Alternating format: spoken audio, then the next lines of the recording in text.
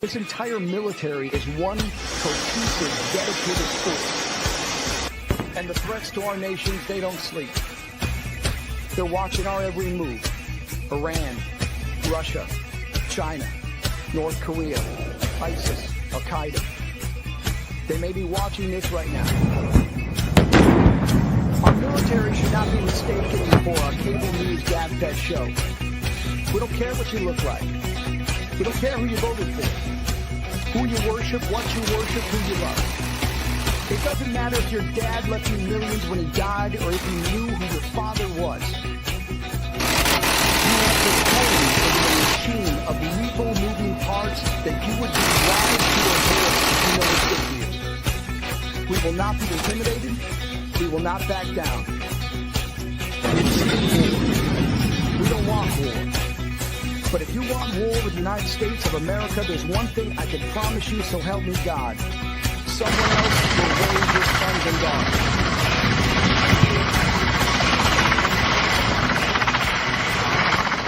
Military Broadcast Radio, the station that's giving veterans a voice. Find us on the web at mbradio.us. And do not necessarily reflect the views or positions of any entities they represent. Find us on the web at mbradio.us. Welcome to Man Talk 133 with Sharl and Darl, the movement dedicated to empowering men, uniting brothers, and building a strong coalition. This is more than just a conversation. It's a call to action. Join us as we uplift, support, and inspire men worldwide. Because together, we don't just talk, we lead. We grow, and we conquer. Are you ready to be part of the coalition? Let's dive in. What's going on, everybody? Welcome to Man Talk 133, where men unite. We got a special guest tonight, y'all. He's a leader, he's a mentor, entrepreneur. He do all that. He do all of that stuff, man. Tonight, we're going to be discovering purpose, leadership. We're going to even talk about if sports is rigged or not. We're going to get into some conversations, y'all. We're going to get into some conversations. Welcome to the show, Q Thank Baker. you, sir. Thank you. I appreciate that. What a wonderful intro. What's going on, man? What's going on with you, man? Not much, brother. Glad to have you on the show, dog. Thanks for having me. About time, brother. Yes, sir. Man, who was Q Baker? Tell the people that's out there watching. Who was Q Baker, dog? Give them a little bio, a little bit about you, man. Well, I am a NCCU college graduate from Fayetteville, North Carolina. Just a young man from a small town. Okay. I'm a leader. I'm a musician, and I love sports. I love basketball, preferably. But yeah, man, that's who I am, man. I'm just a humble young man. That's what's up, man. So since you mentioned music, let's get into that a little bit. How does music play a part in who you are? Because I know you was in band and you've been playing music probably since you was like 2 years old, right? So yeah, basically. Man, how does that play a part, dog, to who you are? Like, you know what I mean? 'Cause, you know, we in praise and worship together. You know, I'm new to this. He true to this. You know what I'm saying? So tell them a little bit, man. Yes, sir. It plays a major part in my life. It has in the past. My mother, who sings, you know, she was also in the band. My father, he's a musician as well. So I grew up around music all the time. If it was nothing but just singing, but it was always singing with music. And, you know, so I'm hearing it as I'm a baby. And I just adapted to it, you know, just growing up, man, just picking up different instruments, man. Music with keyboards, learning how to play drums and guitar and stuff. So what inspires your creativity? Like for me, it's like, it could be if I see something or hear something, it kind of inspired, stir up my creativity. What about you? Because you're nice. You can play both at the same time and all that stuff like that. Yeah, man. You funny. Yeah. So what inspires me is like a nice, good song. When I hear a nice song or a nice melody, sometimes it can be just like somebody singing a song. and that'll inspire me to sing. If I hear a nice keyboard player doing something nice on the keyboard, that'll inspire me to play. So I get inspired many different ways, man. But yeah, I can get inspired off. What'd you say? We're gonna get this out of the way because I want people to get to know you, and then we're gonna get into some bullshit. You know what I'm saying? Because sir. I was trying to get my son to come on because I want him to be a part of this debate because he's scared to debate me live on the radio. Oh no, so he don't want to come on, so I got to get you on so we can kind of have this debate. But what are some of the biggest influences in your life as you were growing up? I know you mentioned your mom, your dad. Two biggest. Yeah. As far as music, no, just in general. Anything in general. Yeah. Oh yeah, man. My boy Kobe Bryant, R.I.P. to Kobe. That was one of my inspiring guys back in the day that played ball. Of course, Michael Jordan. Come on, the GOAT. We already know. But I think some of our church leaders, like my old pastor, Pastor Tucker from my home church back in Fayetteville. Our apostle Vernon Austin inspires me a lot. Just leaders in general. If I see and like the way that I view a person and I see that they're moving with a certain purpose and it's a certain aura about them that they have that's, just walking in their purpose, I feel like I kind of, just kind of take some things to them. I'm not going to say look up to them, but, I get what you're saying, man. So we're going to go ahead and get into a little bit of this right here. Let me ask you this first. Before I get too far away from this. You make beats, right?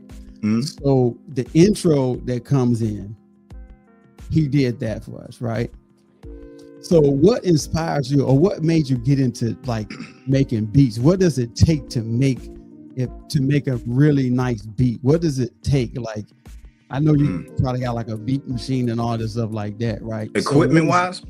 Yeah, I'm just saying, equipment wise, listening wise, what do you think about when you're doing it? You know what I mean? Because I want to make beats, but when you sit down and look at all this stuff, you kind of like, yeah, you can get overwhelmed. Yeah. Once again, the inspiration comes from like other songs. It comes from other beats. So when it comes to the equipment part, I can hear a sound and it'll make you. I don't know if you ever seen Kanye West, like some of his interviews or like YouTube videos, but he'll just get inspired off just a single sound, and he'll hear all these different beats and instruments just by that one first sound that he heard.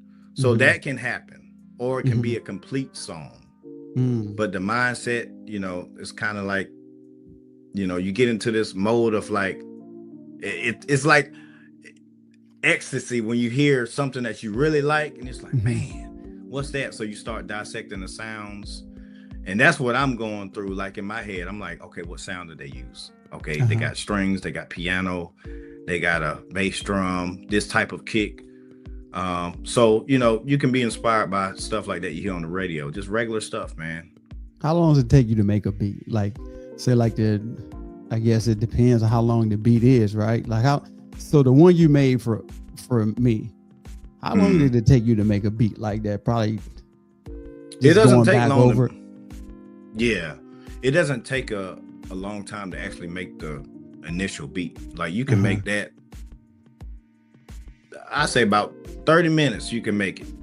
Okay. But to perfect it and to get the thing sounding exactly the way you want it, that can take hours. It can take days. It can take months sometimes. Wow. But yeah. So you make beats. Get it for you. Just in case y'all wanted some nice intros, how can they contact you with them beats, bro? Oh yeah. You can follow me on Instagram, YouTube, and you can also follow me on TikTok. You can message me, Q Baller Reacts, Baller being spelled B-A-L-L-A instead of baller. Well, it's on the screen too. But you'll see. You can contact me through my social media. Just hit me in the DM, man. Hey, contact him, y'all. He got some nice beats, y'all. So this is one of the biggest debates in sports right now, dog. And matter of fact, in America, the finals just passed. Yeah. We saw some suspect stuff. Oh yeah.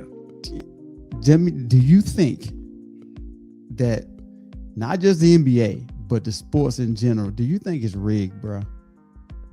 I do. I absolutely do. Tell me about it. Every single game that I watched, and I watched the finals, right? Mm-hmm. I watched the Spurs, and I watched them be down and then come all the way back. Yeah. I watched the Knicks be down, come all the way back, and I'm just like, in what sport, at what time can you be down by 30? I mean, these numbers, these deficits were so high. I'm like, there's no way.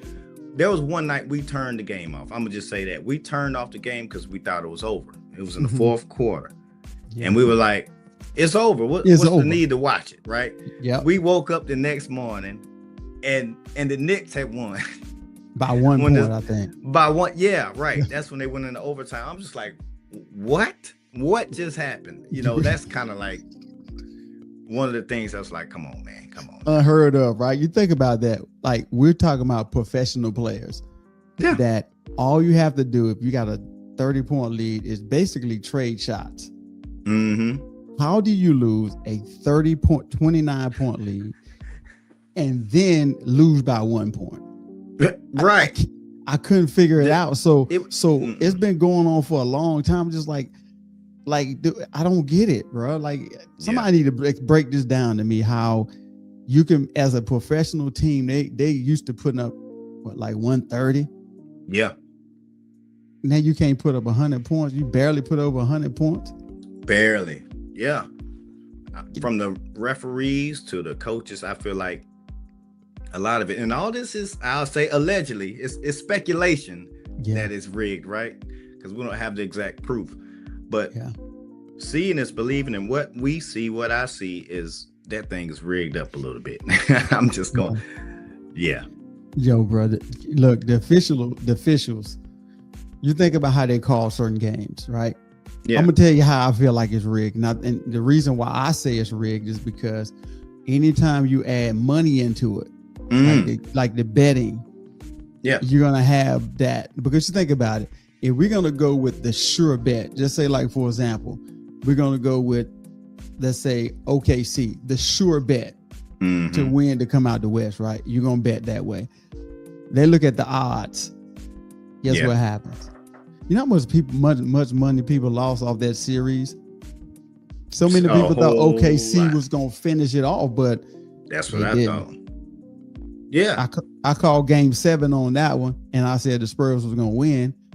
But everybody else was like, man, nah, not against Shea and them guys, man. This is not gonna happen. You would never think it, right? You would but never it think happened. And I'm like, what? Yeah. And so this how I believe it is. Another reason why I believe it is too is because I was playing I think Prize Picks or something before, and they had Shea. I was playing OKC against somebody, I can't remember who it was, but I had him scoring over 31. He been averaging about 35. I said he get over 31. I had the rebounds. I had the all the other stuff, right? So now he's their best player. They take him out. I still remember the number. 5 minutes and 39 seconds in the fourth quarter. They down by 7. He had one more shot to get for me to win like $500-600. They set him down for the last 5 minutes of the game. I said, I'm done. Yeah. Oh yeah. I said, I'm done. Yep. It's the definitely same thing rigged. with me. It's definitely rigged. They look at those. I think it was Steph Curry the last time that I had put some money on Prize Picks, and I was like you said, it was a number like 30, 20, 28. I'm like, I know Steph can score that. Come on, come on, you know, dog. Probably in one quarter. So I'm like, 2 quarters, he dropping 30, but like the same exact thing happened. As soon as he almost met the threshold, they pulled him out. Steph Curry ain't playing for the rest of the game. And I'm like, what? So I believe they look at them numbers, man. They look at, you know, and I think there's a lot of communication that goes on between, you know, those, I guess I'll say the hierarchy of the apps and the players and the coaches, and it's some communication going on down there. There's a lot of people that it has to be. It has to because be. what would make you know, like, okay, this amount of people, let's say for instance, got Shea scoring over 30 or over 31, you know what I'm saying? And then all of a sudden, ironically, they take him out for the last 5 minutes. Like, come on, man. Don't make sense, dude. Don't make sense. Hey, you look, we'll be right back after the break, y'all. Stats tell that each day, 22 veterans commit suicide due to PTSD. These stats shook us and urged us to do our part. After hours and hours of thinking, Beekeeping for Veterans was born. Beekeeping for Veterans combines beekeeping with mindfulness meditation. Why combine them? Here's why. Beekeeping causes positive rush of adrenaline while beekeeping. You have to be calm during it. You are mindful of your movements. Each week, a veteran will receive a mindful meditation to build emotional and mental skill sets. Mindfulness is a set of 3 attentional skills that work together: concentration, sensory clarity, and equanimity, mental calmness, composure, evenness of temper. Every time mindfulness is practiced, we build these skills. Beekeeping for Veterans not only helps veterans overcome emotional trauma, but also aids our environment, as without bees, there is no food. Come forward. The people who have supported your country now need your support.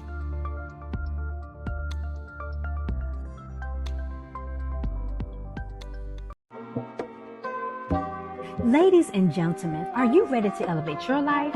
Join us on July 18, 2026 at the Fresh Collective in Raleigh, North Carolina for the Align and Thrive Summit. This isn't just another event, it's a divine encounter. Connect with purpose-driven professionals and ignite your passion through empowering conversations. Whether you're seeking personal growth, professional development, or spiritual renewal, this summit has something for you. Are you feeling stuck or searching for your purpose? This is your chance to break free. Imagine a space filled with energy and support, where you can discover new perspectives and actionable steps toward your goals. Get in the room. This is your moment to take that leap toward the life you envision. And just like in football, we're heading into the Thrive Zone. This is where the magic happens.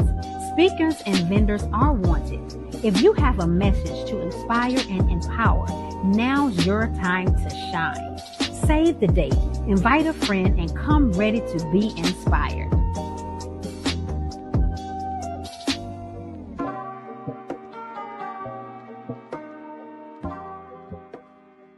Military Broadcast Radio, the station that's giving veterans a voice. Find us on the web at mbradio.us.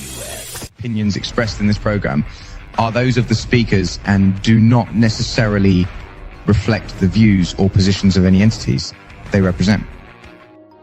Welcome back to Man Talk 133, where men unite. We're here with Q Baker. Yes, we call sir. This the Q Baker conversation. Y'all see this guy?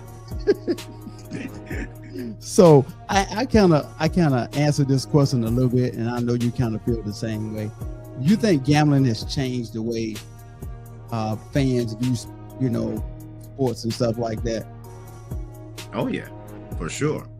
Yeah. If it's rigged up, it doesn't seem like sincere or real or genuine, Yeah. Now, what about the officials? I know you've seen some questionable calls from these officials that kind of make you be like, bro, you gonna do that right now? Right now. And that happened with Wemby. Yeah, for sure. It also happened with Shea. I know a lot of people like to get on Shea for flopping or whatever. Yeah. But Wemby does the same thing, and he gets those calls. So, but I don't think that Wemby gets half the scrutiny that Shea does. For some reason, they love to pick on Shea, man. But it's all the same. They doing the same thing. Yeah. You think about this, man. How many teams do you think really benefit from going deep in the playoffs from people cheating? Like, for me, I think if they really want a certain team to get there, I felt like, to me, this was the Knicks year. They had it set for them to win it. just based on the games that I've seen. I'm just like, bro, they don't. I like basketball. You play basketball. I play basketball. Yeah. And as competitors, and we're not even pro, as competitors, if you see a deficit that big, like they made a historic comeback, 29 points, right? To win by 1. As to me, as a professional player, it looked like to me you laid down or you got paid to lay down. Yeah. Yeah. It don't even feel right. You know what I'm saying? To nobody that I talk to. When Wemby came down one play, I don't know why. It was at the end of the game. He's dribbling the ball, about to cross half court. Then all of a sudden, I think it was Brunson that stole the ball. Yeah. But either way, I'm like, why didn't you give it to the point guard? Why are you? How tall is Wemby? 7'3", I think. 7'3". Trying to bring the ball down, brother. That's not your job. It was kind of like, man, I knew it was going to happen. I was like, what is he doing? Why is he dribbling that ball? As soon as he did. And Wemby can dribble, but come on now. At the end of the game, you got to give it to that guard. You got to give it to Aaron Fox, man. Let Fox pick that ball. You know what I'm saying? Come on, man. You're funny, boy. They ripped the draws off him on that one. I said, good grace. Yo, do you think, like, you know how we watch like social media and stuff like that, man? Do you think like the clips that people play feel like the conspiracy theory side? I don't think it do, but I just think the clips that they're showing is actually what it is. You got caught cheating. That's all it is. Yeah. You know I agree with that. I agree with that. Now, some people think that, hey, these clips, why they show them? They show you the game from a flawed perspective. Y'all cheated. The refs cheated.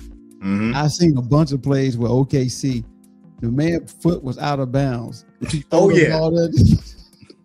And they completely missed it. And they looked the other way. They looked the other way. Y'all just gonna let them keep playing? Like what? We saw that. We watching the game too. We watching the game too, dog.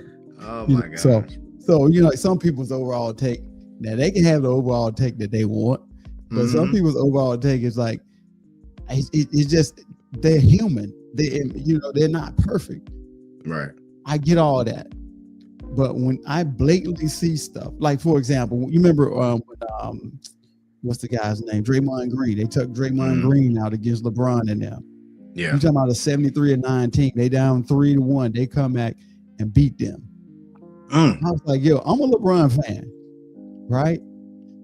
But some stuff just don't look right, Doc. Nope. It just be obvious stuff. Like, come on now. But you got those folks that are really that brainwashed to believe in everything that they see. Yeah. You know? Yeah. So and it's just the like same thing with women. Go ahead. I'm sorry. Yeah. No. I was about to say they will argue you down about how it is real and it can't be rigged. And that I'm like, these are professional athletes. Like you said before, they are paid to play. They paid to make these shots to perfect their game, every single day. Yeah, this ain't wrestling, bro. This ain't the WWE or whatever. They have millions of dollars to put that ball in the basket. $100 million contracts, and you mean to tell me y'all can't keep a 29-point lead for one quarter? That's what I told my cousin. I said that don't make no sense. Now ain't nobody off that much now. Nobody off, not at all. And look, put me and you out there, Sharl. Put us out there, bro. We could have brought them back at least half, about 15, down by 15 at that point. Come on now. Dang, we ain't no pros, but man, come on, man. We gonna make a shot or 2 or 3. Come on now. This is the part of the show where the audience and us, this is where we start to split a little bit. Uh-oh. MJ or LeBron? Ooh. Ooh, the most controversial topic ever in sports, right? Even the sports being rigged. This is the most controversial right here. Yeah. My opinion, MJ is the GOAT. Yeah. As far as like personal accolades, I think LeBron is the GOAT for what he does, for the stats that he puts up and the numbers. But as far as like just single player, I mean, even championships with Michael Jordan, you know, like that trumps him too. But he just had this killer instinct, this aura about him that was a little bit different. And then the era that he played in too was a little more physical. You know, so yeah, he was standing all of that and still came out with all them rings, man. So I respect LeBron, but I would have to put MJ as the GOAT. So if we look at it from that perspective, because I had a conversation with a guy. He was like, "No, man, you gotta look at Jordan, look at the rings he got." I said, "We're gonna base it on rings. We gotta look at Bill Russell. You got 11 or 12. You know what I'm saying?" So I said, you can't look at it like that, which the MJ has a more killer instinct, period. That's right, period. But Kobe had that too. He had that. Yes, sir.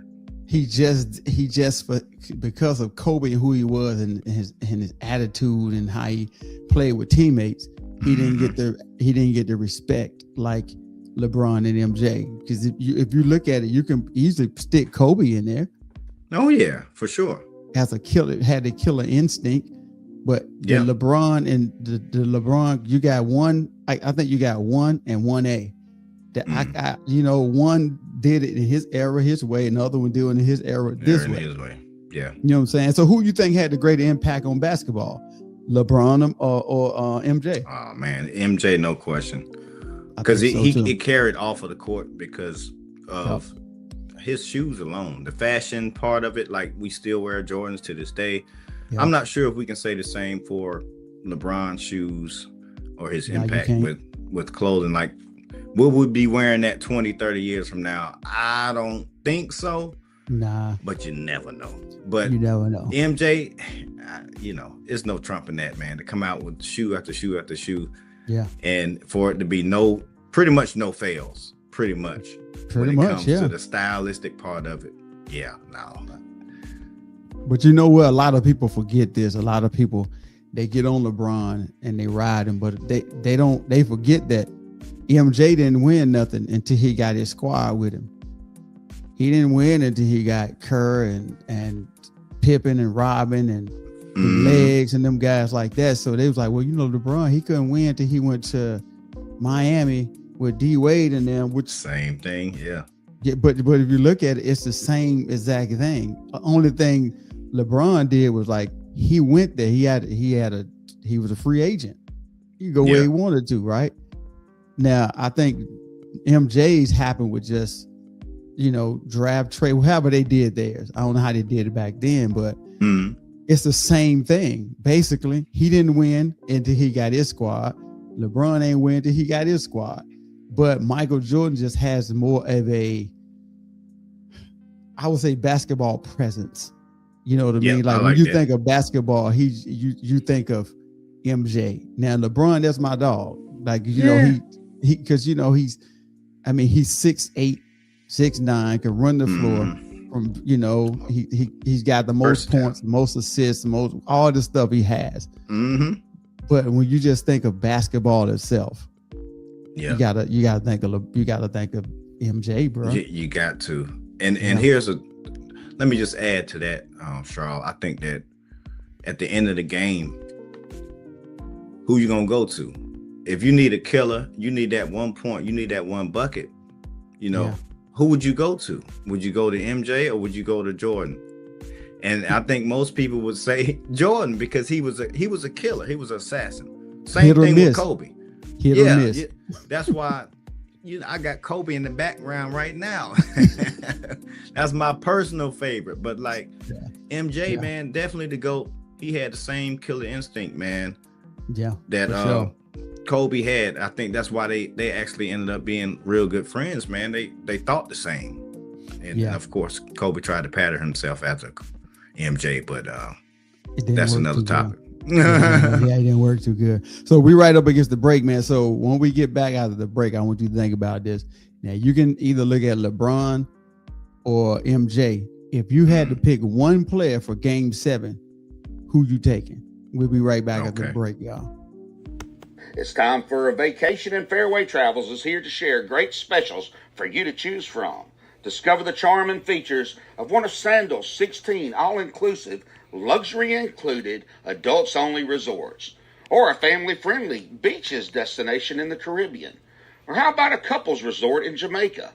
If cruising's your preference, get thunderstroke aboard Carnival Cruise Lines or set sail on an award-winning Royal Caribbean ship. Join Virgin Voyages now for a wonderful adults-only sailing. It doesn't matter if you choose to travel by plane, train, automobile, cruise ship, or rowboat, we can help you reach your dream destination. Contact Fairway Travels today at 228-365-1012. That's 228-365-1012. Or email bookitnow247@gmail.com. Fairway Travels, where your journeys keep satisfying. Military Broadcast Radio, the station that's giving veterans a voice. Find us on the web at mbradio.us. Opinions expressed in this program are those of the speakers and do not necessarily reflect the views or positions of any entities they represent. Welcome back to Man Talk 133, where men unite. We got Q Baker in the building. Hey, Q Baller Reacts. Y'all go check him out. Q Baller Reacts. Y'all go check him out, man. He all over the place. Type him in, y'all find him, Doc. So who you got? Game 7. It ain't got to be Game LeBron. 7. It ain't got to be Jordan. Who would you take if you had to, right now? If you had to pick somebody in a Game 7, who you got, dog? Let's see. Right now, let me see. Listen, I'm picking Jordan, baby. I'm picking MJ. I got to. I would pick Kobe next. But Game 7, everything on the line, all or nothing, I'm picking MJ. And I'll feel comfortable about it. Okay. What about Shea? I like Shea. A lot of people don't like Shea. I like Shea. I feel like Shea has some Kobeism in him, you know. What about Game 7 with him though? You know what I'm saying? Would you pick him Game 7 or against who? It depends on who he playing. No, seriously. I would. Wow. I like Shea. Shea is a bucket. So depending on who he's against. Yeah, but definitely Shea. He's a killer too now. Yeah. That daggone big body Brunson though. Hey, Brunson is rough, man. I ain't gonna lie. I know we off topic a little bit, but no, you good. No, Brunson, hey, this is an open flow. This is called the Q Baker conversation. Big body Brunson, man, to be his height, that strong, that skilled, to be able to shoot over big, tall 7'3" Wemby. Yeah, like that's amazing. He fading away, and man, listen. That takes a lot of skill, a lot of hours in the gym. I'm telling you, falling on the ground and just find a way to get it off the glass. Yeah, get knocked down. He definitely showed Dallas what they lost. No, for sure. He was in Dallas. They basically gave him away. Like now, they probably like, man, we should. You know how much they didn't gave away, dog. They gave away him. My goodness. They gave away Luka. Yeah. I don't get it. I don't get it. I don't either, man. One thing that impressed me, one person, was Castle from the Spurs, Doc. Yeah. He was super physical, man. I like that dude. I'm like, this guy right here, fearless.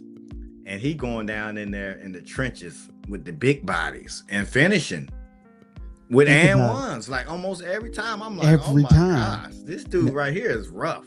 A lot of people, they've been sleeping on Castle. I don't know why, but I'm like, y'all need to pay attention. This dude he's rough, man. Now think about it. Like, this is a young team. They're gonna be back again next year. I ain't lying. Because they keeping the core together. Just think if I like De'Aaron Fox, right? Yeah. But if they take him out and put another showdown point guard there, with a little bit more veteran experience, they're gonna be tough. They're gonna be hard to beat. But they also got to teach Wemby how, hey, bro, we need you in the paint. Like, I understand you can shoot threes, and I understand you can do all that, but I need you in the paint so we can get people in foul trouble. Yeah, for sure. Because they can't stop him. All you gotta do is turn around. His wingspan was probably like 8-foot wingspan. You can't stop him. Turn around the paint, dunk and foul. Get the foul. He want to shoot 3-pointers. So they got to figure that out. Once they figure that out, they're gonna be hard to beat. Yeah, I agree with that. Hard to beat. I don't know what happened with Fox. I'm not sure if he even recovered from his injury fully. Yeah. But Fox wasn't Fox. I was kind of surprised at how he kind of put on the last few games, man. Yeah. But I expected more from him, man, and I didn't get it, man. I was like, ooh. So yeah. But I like him though. So let me ask you this. So I'm gonna jump out of this and come back into it. Mm-hmm. So since the Knicks was 53 years since they won a chip. 53. Do you think now that the league is gonna say, hey, we talking about NFL now? They're gonna say, Cowboys, this year y'all turn. Hey, they just might. Who Trump like? Y'all better ask Trump. Trump showed up at that game and they lost like a mug. And I was just They definitely did. The craziest part about that was I was like, he showed up to a game, a Knicks game. And I was like, either they gonna flip the narrative and the Knicks gonna end up winning the series, or they're gonna have an excuse of why the Knicks won because Trump showed up. But they ended up winning. They gave it to him, bro. Yeah. Trump sent them paper through, sent that email, said, make sure these Knicks win this championship while I'm in presidency. While I'm in here, they will win. They partying right now. I think it's still like their 80th basketball year. So this is a big one for them, man. Yeah, for real. And so what's up? No, go ahead. No, keep going. No, keep going. I'm sorry. Y'all. That's another reason why I feel like it's rigged, because all of a sudden on their 80th year, come on now. Makes sense. You got to line this stuff up. On the 80th year, they all of a sudden win a championship. And the last time they won was what, 50, what'd you say, 53 years ago? 53 years ago. On the 80th? Y'all better do y'all homework on the numbers, on the number system. Numbers got meaning, man. I'm telling you, bro. You think about it, man. 53. Ooh, dude, that's good. I like that. 53. 5 plus 3 is 8. Yeah. 8 being 8 from the 80 years of basketball service. 8 is what completion. If you 8, yeah. So they got one after 53 years. We figured it out. Zero. On Man Ta1k 133. Right here. You cancel the zero out because that's what it the zero always counts itself out. So it's just left with 8. And bro, you know what's funny? I was telling our homeboy Kenny one day, I was like, man, something about the numbers, right? We were looking at some conspiracy theory stuff, man. And we started lining up dates with times and times with when the last shot was put up on the clock. And like we started seeing numbers adding up, like 3 and 4 and 5, like they say in church, confirmation. Threes. And we started getting confirmed from more than 3 sources. We was like, wait a minute, on this date at that time, it's 3:16. The last shot was made. You know what I mean? Yeah. 0.31. You know, it was stuff like that. I was like, wait a minute. We might be on to something. Yeah. But, you know, some people call us crazy, conspiracy theorists, but sometimes you got to look at what's right there in front of you, man. Look at the numbers. The numbers don't lie, bro. I'm telling you. The numbers do not lie, dog. So what separates greatness from longevity, dog? I can tell you that. The greatness is you can, in a short period of time, like Jordan, short period of time, he did a lot in a short period of time, right? You got guys that have been in the league for 20 years. I like that. That still ain't accomplished what he accomplished. You think about it. Right. You got who just retired out of the league after 20 years? Chris Paul never won a chip. God, I like 20 Chris Paul years. too. And you know, MJ, he wasn't in the league that long, but he got 6 of them. Yeah. Just saying. He So accomplished what in a you short think about time. it in a short amount of time? So what's your thoughts on that? I agree. I mean, I think there's a certain amount of time that you have to accomplish greatness until your body starts declining, and then them championships start going further and further away from you. You know, the chance get further and further away. Yeah, these guys, like, boy, he came in the league like just athletic killing. Yes, killing it. I thought he was gonna be a promising champion. You know, me too. He did have longevity in the league. I'll give him that though. Yeah, shout out to John Wall, man. But Raleigh, North Carolina. Yeah, shout out to John Wall, man. Come on the show, John. We need to holler at you. Yeah, but no, I feel you, man. So let me ask you a question. Go ahead, talk to me. What you think is more important, the greatness or the longevity? Which one has more weight? I would say, based on the two we're talking about, the greatness, because people still talking about Jordan, you know, after how many years he been out. And I think now, let me say it like this. If he hadn't had such great shoes, I don't think so. Because you think about this, you got like people like Robert Ory. He got like 5 or 6. He played with the Lakers and the Spurs. He got 5 or 6 of them. Nobody talks about him because he has no good shoes. Probably no shoes. Probably no shoes. Like, but MJ, Robert Ory's on today, man. Yeah, nobody said kill him. Finna kill him with these Ory's. I'm finna kill him with these Ory's. Think about it. Nobody, if he hadn't had great shoes, nobody probably, like Jordan, if he had went to Adidas like in the beginning instead of Nike, nobody would have been really talking. I'm glad he didn't, because we got some fly J's, bro, out of the deal. You know what I'm saying? Ain't lying. I don't know how the Adidas would have looked, but you know, me and J's, but I think it's greatness, if you ask me. It's greatness. Yeah. And I think that there was a complete package with Jordan from his, when I say his aura, I mean like his style, like his like the way he would move, lay the ball up, the way he would finish, the way he would be flying in the air. And you know, it was more than just him scoring buckets. I think that's what LeBron doesn't have, is like the aura of just greatness, of just, it just looks good. He made it look good. You know what I mean? Come and do like this right here, and then go up on it like that with the other hand. Yeah. It's like, man, what? How did you do that, bro? How did you, like, what made you do that? You in know? The air. You just thought of that, bro? Or you practiced that? Nah, you just thought of that right here.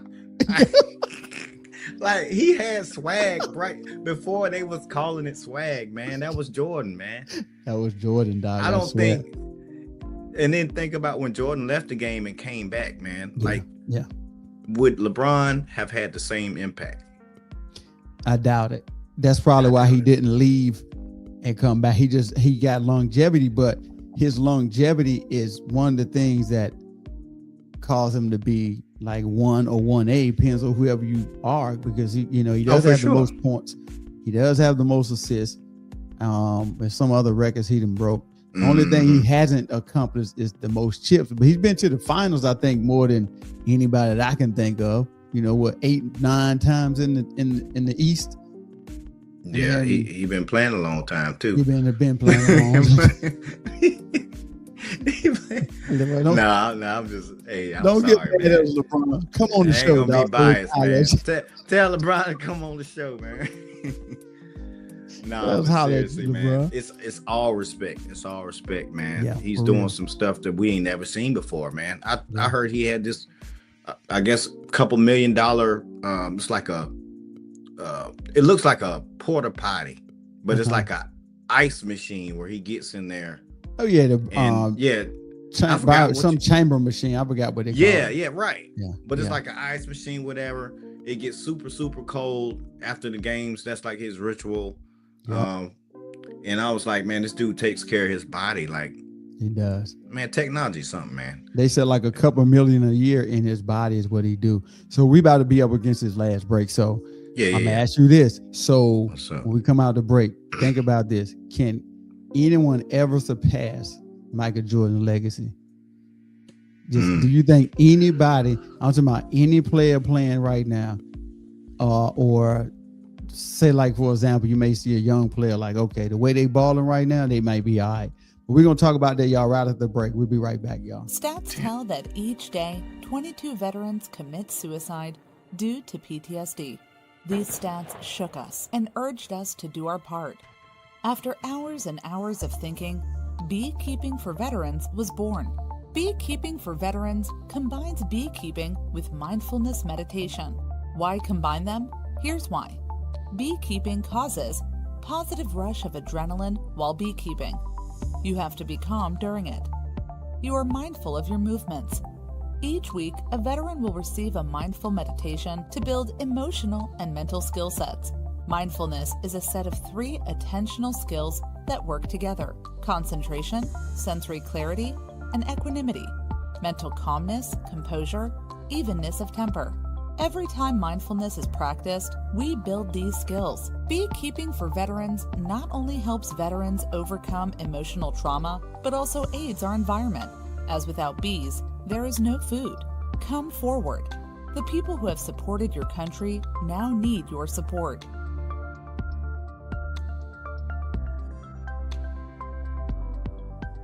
Military Broadcast Radio, the station that's giving veterans a voice. Find us on the web at mbradio.us. Opinions expressed in this program are those of the speakers and do not necessarily reflect the views or positions of any entities they represent. Welcome back to Man Talk 133, where men unite. My man Q Baker in the house, y'all. What's up?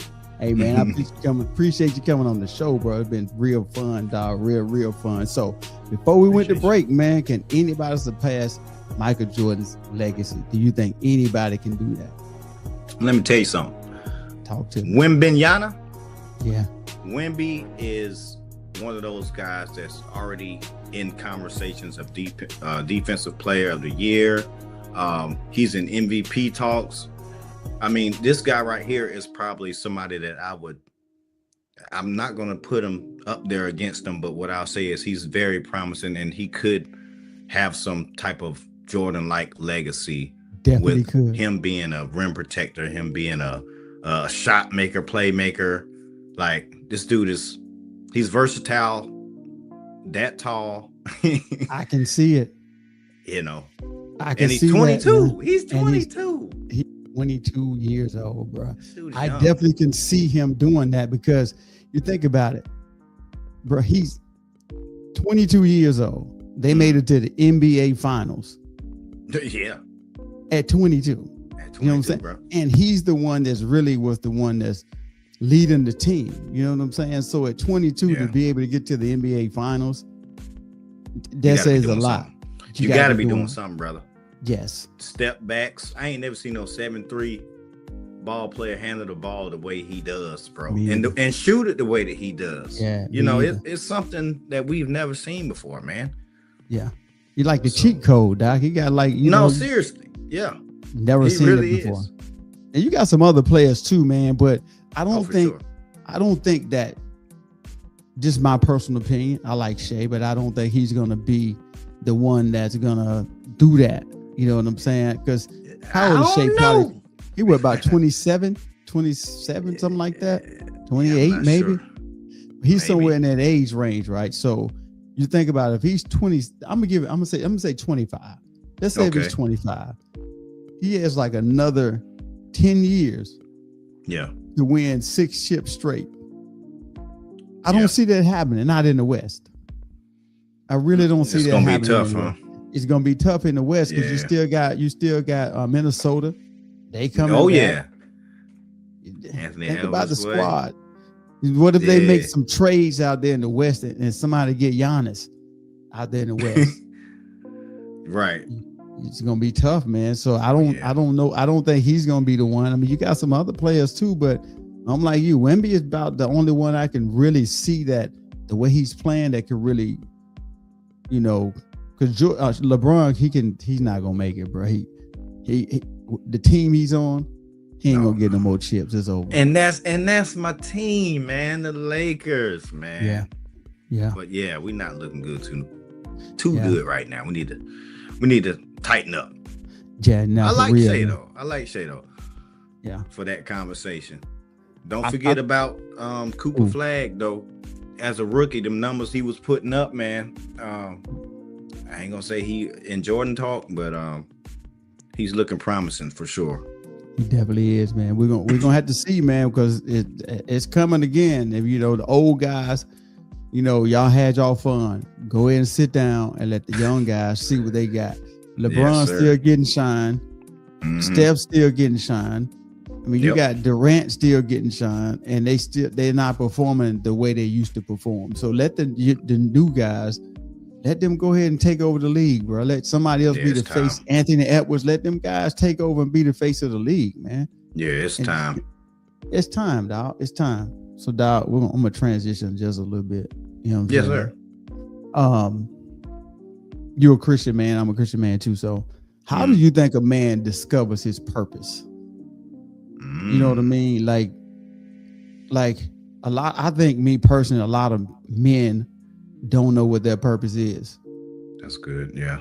So it's kind of hard for them to discover the purpose when they don't know what, they don't even know where to look. And if you don't have people that's speaking into you and telling you what your purpose is, how can they find it?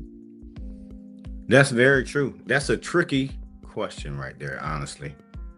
I'm gonna tell you how I found my purpose.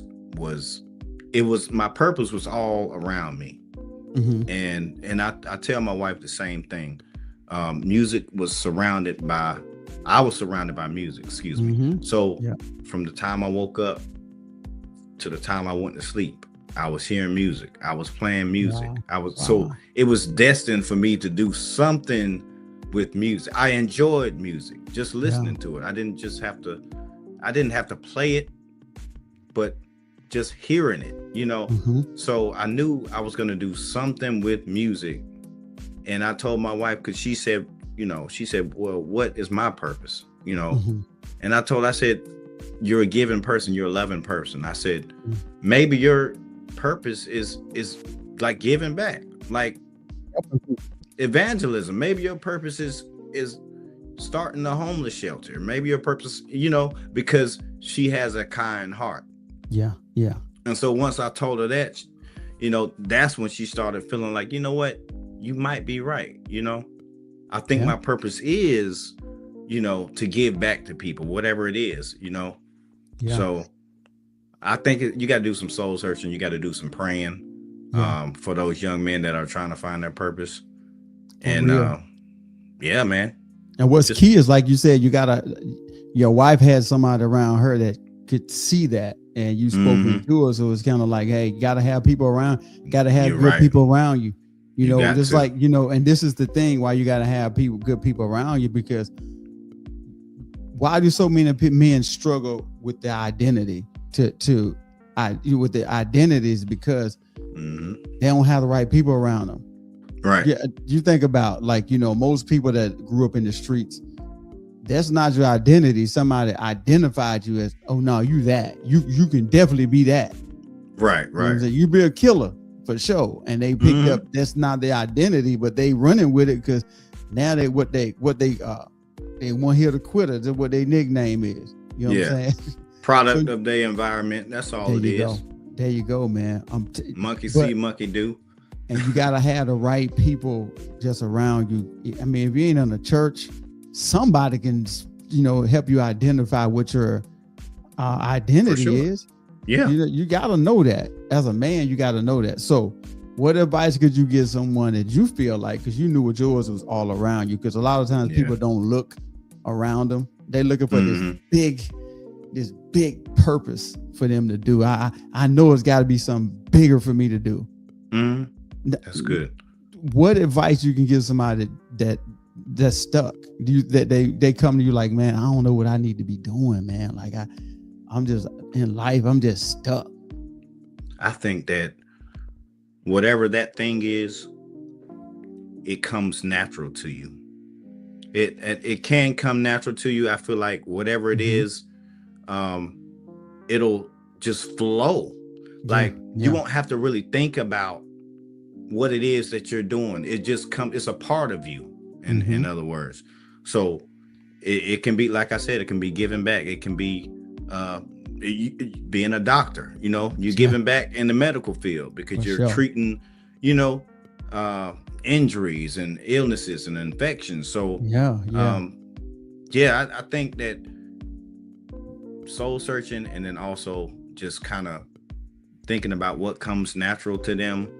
What would you like to do also? You know what I mean? Like sometimes you can find your purpose in some of your hobbies, So that's just my personal opinion. In your opinion, what makes a great leader? A great leader is very patient.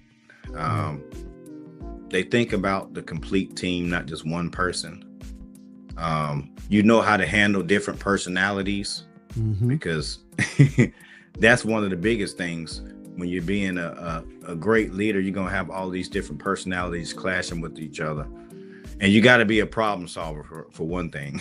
You got to be a person that can see things in the future also. And not just what's right here at face value. You got to see things for like what they are and what's deeper and what's behind what you see. So that's just my take on it. Yeah. And so now, excuse me, I keep clearing my throat. I don't know why I do that, but I'm clearing my throat, y'all. That's what it is. Too.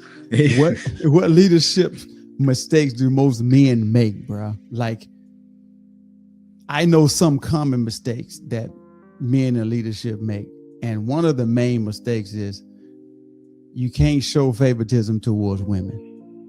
Oh no, you can't do it. You just can't. That's one of the things you cannot do as a leader. You know, you can't treat everybody as like you treat your kids. Like you got some leaders, some men that they talk to grown men like they talk to their kids. Oh no, yeah, we can't do that. So what do you think? You're right, though. What do you think some mistakes they make? Most men make, man. Well, a lot of times when you in that high of a position, I think for one thing, when it comes to women, let's just talk about women. I think that a lot of that, let's just be honest and keep it all the way real. It turns some women on. It when they find out you're a leader and you're this great person, it's something about, being an alpha male that women are attracted to, being confident, being walking with authority. And it's like, I guess it just makes them wonder, like, what is it about him that's so great that he feels like he's so great, or he's this leader. So with being a leader comes a lot of perks too. So like, but a lot of mistakes they probably make is can't keep it in your pants. You're showing favoritism. So so let me ask you this, because we got like a couple of minutes before we get out of here. This is probably tough for some people. How do you lead when nobody's following? How do you lead when nobody is following? Who you lead? Right. So how do you lead? So I think that question is more so like, how do you carry yourself? Yeah. No. I got you. When nobody is like for example, people watching you no matter what. That's for sure. But when you by yourself, integrity is how you act when ain't nobody watching. For sure. So how could you lead people when ain't nobody watching? Like for me, when I was in the Air Force, I was dorm chief. So at a certain time, since we had a female drill instructor, which was a military training instructor, MTI, she would leave. So now I'm over 50 something people. So I'm by myself. Okay. So how am I going to lead these people when ain't nobody watching? Am I going to do the same thing they doing? Am I going to do it this way? So I had to lead straight down the middle. So when they weren't watching me, I thought they weren't watching, I had to lead a certain way. So that's, I guess is how do you lead when nobody's following you? If you got to just be a man and do what you got to do. I guess that's my explanation of it. You know what I mean? No, that's good. I think it definitely speaks to your integrity to lead without having someone following you or someone's following you. So it comes from within. Your morals and goals and stuff come into play. And I think, like you said, when nobody's around, or you think nobody's around, because somebody's always watching, even if it's God. Somebody always watching. Somebody is always watching you, and you should always carry yourself as such. And well, brother, integrity. We on our way out. All right. For the people, man, where they can find you. Yes, sir. You can find me on Instagram, TikTok, YouTube. My name is Q Baller, Reacts, Q Baller with an A, and Reacts, REACTS.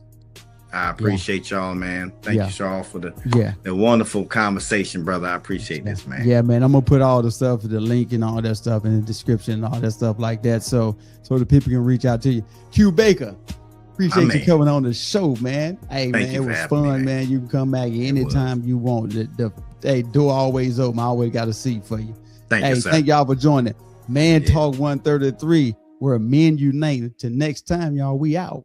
God bless. We gone. Ladies and gentlemen, thank you for tuning in to Military Broadcast Radio. As we wrap up today's show, we want to remind you that the podcast of today's episode will be available right after we go off the air. So if you missed any part of the show or want to listen again, be sure to check it out. And remember, we're here to support and honor our veterans. Your stories and experiences matter, and we are committed to giving you a platform to share them. That's right. We're here to give our veterans a voice. So don't forget to catch the podcast and stay connected with us. Giving our veterans a voice.